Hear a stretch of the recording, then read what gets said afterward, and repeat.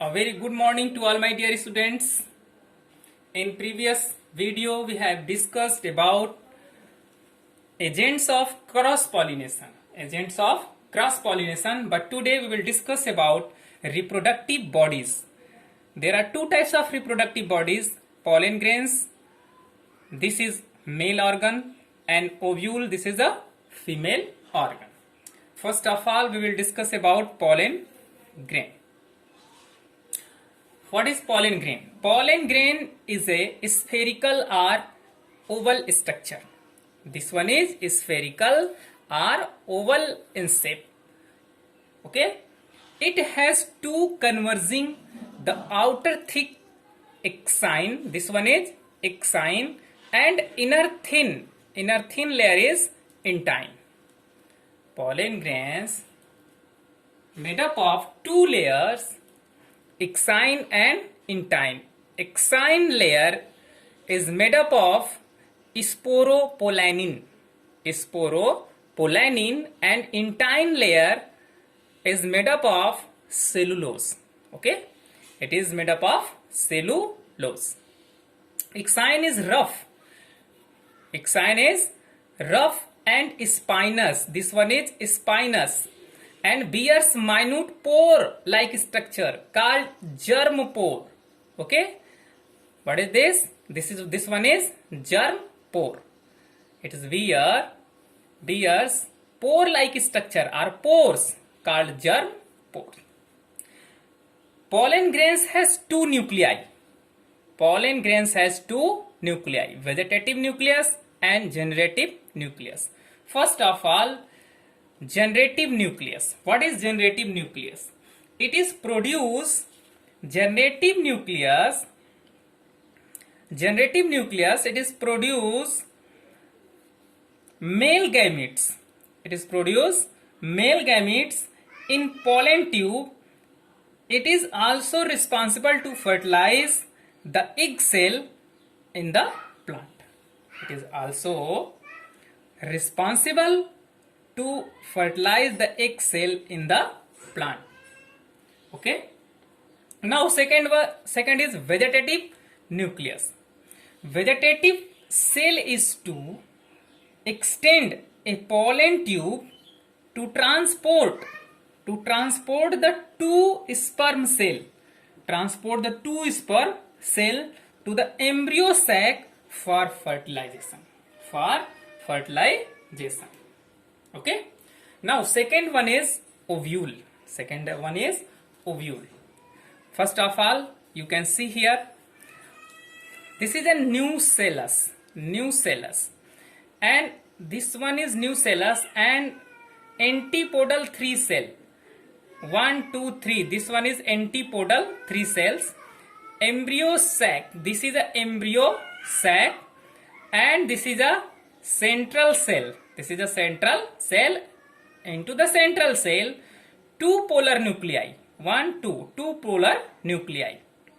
Now, egg nucleus. This is a egg nucleus. Here 1, 2, 3 nucleus, but the central nucleus is known as egg nucleus and side nucleus is known as synergid cell or synergid nucleus. Okay, now this one is called integuments, and this open points is known as micropyle, and this one is known as funicle. Okay, now ovule is a small structure. Attached to placenta. It is attached to placenta inside ovary.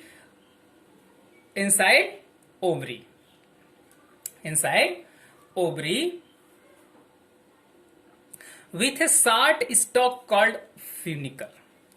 This one is funicle. Short stalk called funicle. It develop into seed. Each ovule contain an embryo sac. This one is embryo sac. It is surrounded by nutritive tissue called nucellus. Nucellus provide nutrients after fertilization for plant. The embryo sac consists of two polar nuclei which fuse to form secondary nucleus. Two polar nuclei which fuse to form secondary nucleus. Now, the embryo sac also contains two synergid cells.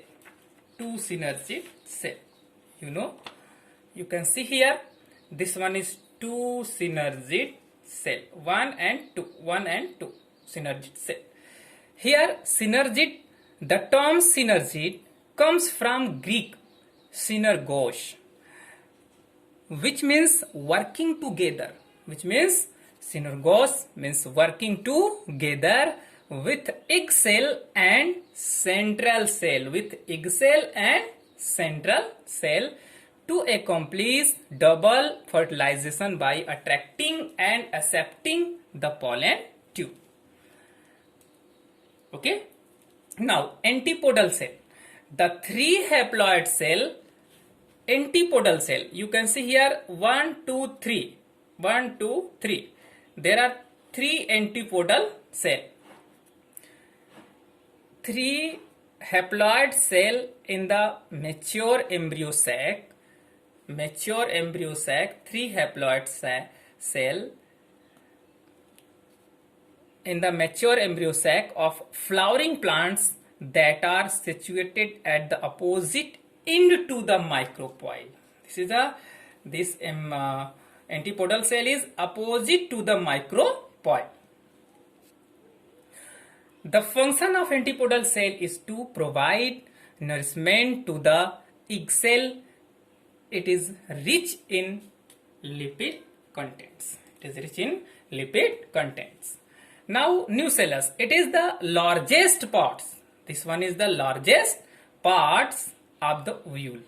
It houses the embryo sac. As well as nutritive tissue, and actually remains present in some flowering plants after fertilization as a source of nutrients for the embryo. Now, central cell. The central cell containing two polar nuclei. You can see here, this one is central cell. Total cell is 1, 2, 3, 4, 5, 6 and 7. In embryo sac, total cell is 7. How many cell? 7 cell. Central cell. The central cell containing two polar nuclei. It is characterizes the angiosperm, female gametophyte, in that it directly participates in double fertilization. It is directly participating in double fertilization to initiate endosperm development.